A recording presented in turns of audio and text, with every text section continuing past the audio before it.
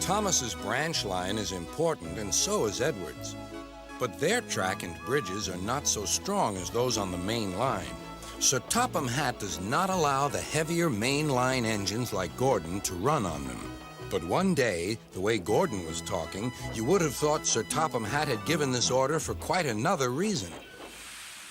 "It's not fair," grumbled Gordon. "What isn't fair?" asked Edward. "Letting branch line diesels pull main line trains." "Never mind, Gordon. I'm sure Boko will let you pull his freight cars sometimes." Gordon spluttered. "I won't pull Boko's dirty cars. I won't run on branch lines." "Why not? It would be a nice change."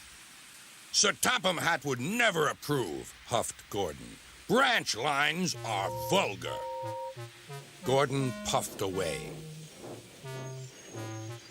Edward chuckled and followed him to the station.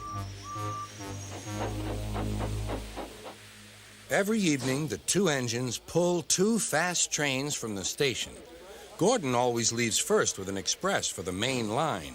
Edward follows 5 minutes later with his train for the branch line.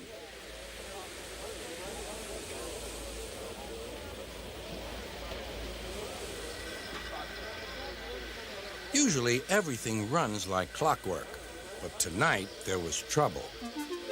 A lady in a green floppy hat was saying goodbye to a friend. It was nearly time for Gordon to start.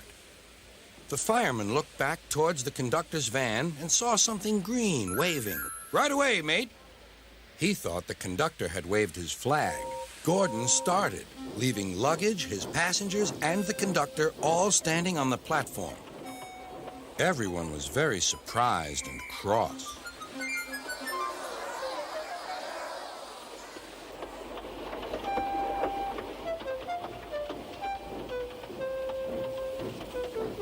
To make matters worse, by the time Gordon had been stopped and brought back, Edward was already late with his train. So now he set off first. But the signalman at the junction wasn't told about the change. By mistake, he sent Edward along the main line. Gordon was sent along the branch and arrived cold and cross on one of the sidings near the harbor.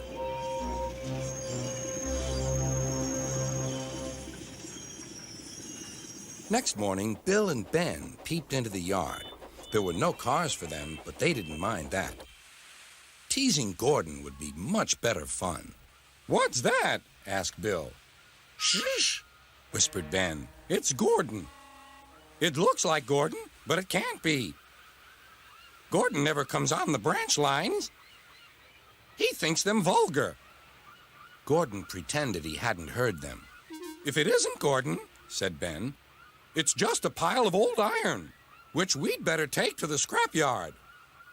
"No, Bill, this lot's useless for scrap. We'll take it to the harbor and dump it in the sea." Gordon was alarmed. "I am Gordon. Stop! Stop!" When Boko suddenly arrived, Gordon thought him the most beautiful sight he had ever seen. "Boko, my dear engine, save me!" Boko quickly sized up the situation and threatened to take away the cars he had brought for Bill and Ben. This made the twins behave at once. Gordon thought Boko was wonderful. "Those little demons, how do you do it?" "Ah, well," said Boko, "it's just a knack." Gordon still believes that Boko saved his life, but we know the twins were only teasing, don't we?